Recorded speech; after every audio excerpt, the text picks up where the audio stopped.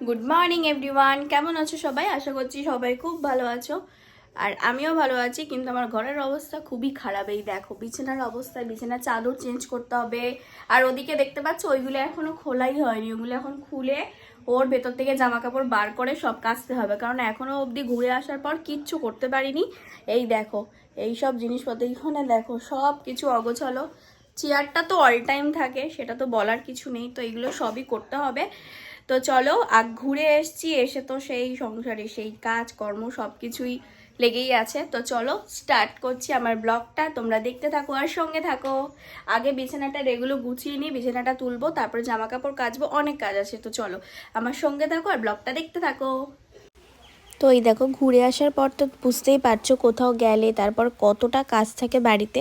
মানে এই যে বিছানার চাদর টাদর এগুলো প্রায় এক সপ্তাহ আগেই আমি যা পেতেছিলাম ওগুলোই রয়েছে।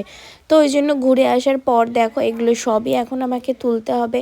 আর ওই যে যেগুলো শুনলে জামা কাপড়, ওই দেখো তার মধ্যে আমি একটুখানি আবার নেচে নিচ্ছিলাম।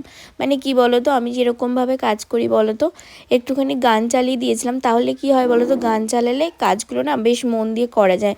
মানে একদিকে গানটাও শুনছিলাম, মনটাও বেশ ভালো লাগছিল, আর এদিকে অনেকগুলো কাজ যেহেতু ছিল, বাড়িতে এক সপ্তাহ ছিলাম না, আর আমার না বেশি কাজ যদি জমে যায় না তখন মাথাটা পুরো একদম খারাপ হয়ে যায় যে কোনটা থেকে কোনটা করবো। আর এই দেখো এখন আমি একটুখানি গান শুনতে শুনতে আবার নেচেও নিচ্ছিলাম, বেশ ভালোই লাগছিলো। একদিকে মনটা একটু খারাপ ছিল যেহেতু ঘুরতে গেছিলাম, ঘুরে চলে এসেছি, আর কোথাও মানে সামনাসামনি সেরকম আর কোথাও যাওয়ার নেই।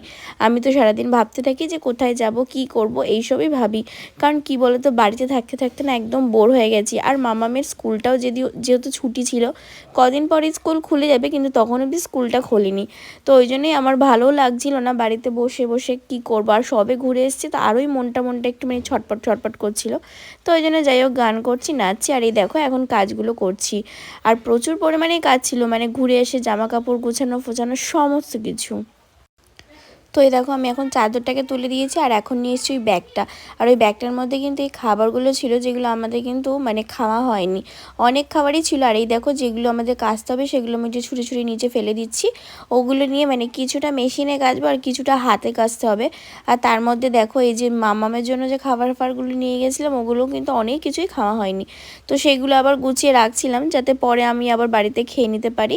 আর এই দেখো এই জামা কাপড়গুলো সমস্ত কিছু কাচতে হবে। আর এখনও বড় ট্রলি ব্যাগটা তো হাতই দেয়নি, তোমরা দেখতেই পাচ্ছ, সবে এখন এটা খুলেছি, মানে ছোট ব্যাগটা। আর তার মধ্যে মামামের পাপা কিন্তু অফিসে চলে গেছে, কারণ কি বলো তো, মামামের পাপার কিন্তু পরের দিনই অফিস ছিল। তো ওই জন্য ও এক সপ্তাহ যেহেতু অফিস ছুটি করেছে, তো ওই জন্য আর অফিসটা মানে কামাই করেনি, আমাকেই সব কিছু করতে হবে। আর তার মধ্যে কিন্তু এর পরের দিন ছিল জামাই ষষ্ঠী। তো ওই জন্য আমরা আবার কি ভাবছিলাম যে এখানে গুছিয়ে গাছিয়ে নিয়ে তাহলে কি হবে, ওই বাড়িতে গেলে কোনো প্রবলেম হবে না।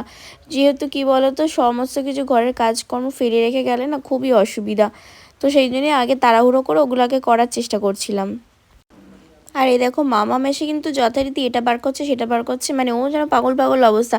আর এত ওর বেশি জিনিস দেখতে পেয়ে গেলে না, ও মানে কোনটা ছেড়ে কোনটা ধরবো, এই যে খাবার দাবার সব কিছু একদম টানাটানি করছিল। আর এই দেখো এখন আমি তুলেছি বড় ট্রলি ব্যাগটা, তো এখান থেকে এখন জামা কাপড়গুলো বার করবো। আর কী বলো তো, আমাদের কিন্তু অনেক জামা কাপড় এক্সট্রা নিয়ে গেছিলাম, যেটা আমরা তোমাকে বলেছিলাম ব্লকের মানে ফার্স্ট এই যে আগে আগে যখন ব্লগগুলো করেছিলাম, জামা কাপড় গোছাচ্ছিলাম, তো তখনই বলেছিলাম আমরা একটু বেশি বেশি জামা কাপড় নিয়ে যাই। আর সত্যি এত বেশি জামা কাপড় নিয়ে গেছে, ওখানে কিন্তু গিয়ে লাগেও নি। সেটা নিয়েও আমাকে কিন্তু মামার পাপা কথা শুনিয়েছে যে বেকার এত জামা কাপড় নিয়ে যাও। তবুও কী করবো বলো, বুঝতে তো পারি না কোনটা লাগবে না লাগবে। তো এই দেখো এখন অনেক কিছুই কাচতে হবে, আবার অনেক কিছু একদমই পরাই হয়নি, সেগুলো জাস্ট কাচবো না, রোদে দিয়ে রেখে আবার তুলে রাখবো। আর আমাদের যেহেতু পরের দিনই ছিল জামাই ষষ্ঠী, বাপের বাড়িতে যাব, কিন্তু কী বলতো সেইভাবে কিন্তু জামাই ষষ্ঠীটা এবছর হবে না, কারণ দাদা নেই, বৌদি নেই। তো ওই জন্য আমরা বলেছিলাম যাবো জামাই ষষ্ঠীতে, কিন্তু খাওয়া দাওয়াটা সেরমভাবে বাড়িতে রান্নাবান্না করা হবে না, তো পরে একদিন করা হবে। তো সেই জন্যই মানে সেরকম একটা চাপ ছিল না, শুধু বাপের বাড়িতে যাব, খাওয়া দাওয়া হবে না, মা মোটামুটি ওই যা করবে করবে, আর আমরা বাইরে খাওয়ার মতনই কিন্তু মানে প্ল্যান করেছিলাম। তো এই দেখো যা হয়েছে হয়েছে, এবার আমি কিন্তু বন্ধ করে রেখে দিচ্ছি। মানে কি বলো তো, মোটামুটি যেগুলো পড়া হয়েছে সেগুলো সব বার করে নেওয়া হয়েছে, আর যেগুলো পড়া হয়নি মানে কাজটা হবে না সেগুলোর ভেতরেই ঢুকিয়ে রাখছি, কারণ ওই ঘুরে আসার পরেই তারপর আবার আলমারিতে গুছাবো, কারণ আলমারি গুছাতে গেলেও কিন্তু আবার অনেকটা সময় লেগে যাবে। ওই দেখো এই জামাগুলো এখন বেরিয়েছে, আর এই ব্যাগটা এগুলো এখন সব মেশিনে দেব। আর এই যে এখানে যত ভালো জামা কাপড়গুলো আছে তো এইগুলো হাতে কাচতে হবে, কারণ মেশিনে দিলে না সেভাবে জামা কাপড় খুব একটা ভালো পরিষ্কারও হয় না। তো দেখো মোটামুটি গুছিয়ে নিয়েছি। আর ওই ব্যাগটার মধ্যে আরও কিছু জামা কাপড় আছে, সেগুলো আলমারিতেই মানে একটু রোদে দিয়ে আলমারিতেই ঢুকিয়ে দেবো, কারণ ওগুলো ইউজই হয়নি একদমই। তো চলো এবার চাদরটা পেতে নিই। তো এই দেখো আমার মোটামুটি সব কিছু কিন্তু কমপ্লিট হয়ে গেছে। আর এই যে বিছানার চাদরটা গুছাবো, মেনলি যেগুলো ছিল ওই কাচাকুচিগুলো বার করা ছিল, কারণ ওগুলো খুব ইম্পর্টেন্ট জিনিস ছিল, কারণ পড়া হয়ে গেছিলো বাট আমাদের মানে কাচাকুচা হয়নি, তো ওই জন্য ওইগুলোই আগে ইম্পর্টেন্ট ছিল, আর ওগুলো তো হয়ে গেছে। আর এখন দেখো বিছানার চাদরটাও পেতে নিয়েছি। তো এই দেখো আমি এখন কাজগুলো করছি। আর মামা এসে কিন্তু এখন ওর দাদুর সাথে নাকি ওর ঝগড়া হয়েছে, তো এখন এসে নাকি রাগ করেছে, যে রাগ করে বসে পড়েছে। ও রাগ করলে কিন্তু এরকমটাভাবেই কিন্তু চুপচাপ এসে বসে পড়ে, জানো তো, মানে ওকে এখন মানিয়ে নিয়ে যেতে হবে। তো ওই জন্য ও এখন বলছে আমি ওই ঘরে যাব না। আমি বলছি কি হয়েছে তোর? না আমি ওই ঘরে যাব না, ওর এখন রাগ হয়েছে। তো সেটাই ওকে এখন বোঝাচ্ছিলাম যেরকম করিস না।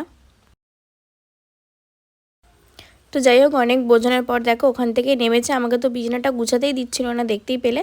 অনেক বুঝিয়ে বলার পর তারপরে গেছে আবার ঠাম্মার ঘরে, বলছে আমি এক্ষুনি ঘুরে আসছি দাদুর সাথে কথাটা বলে।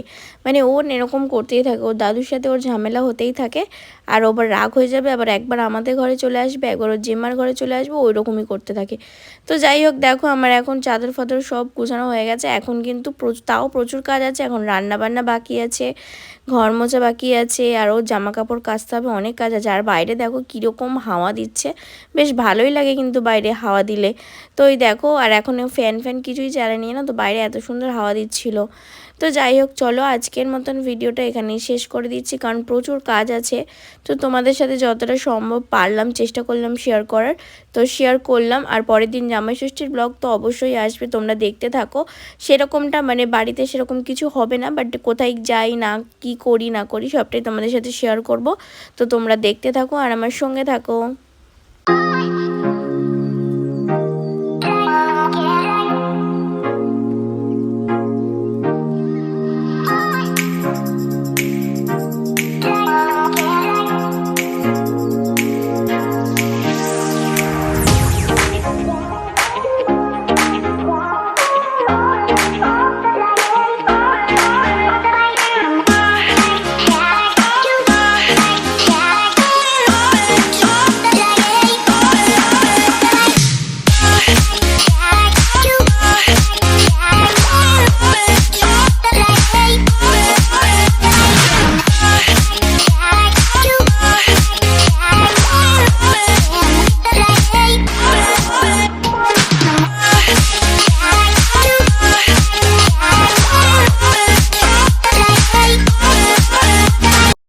তো এই দেখো মোটামুটি গুছিয়ে নিয়েছি। আর এই দেখো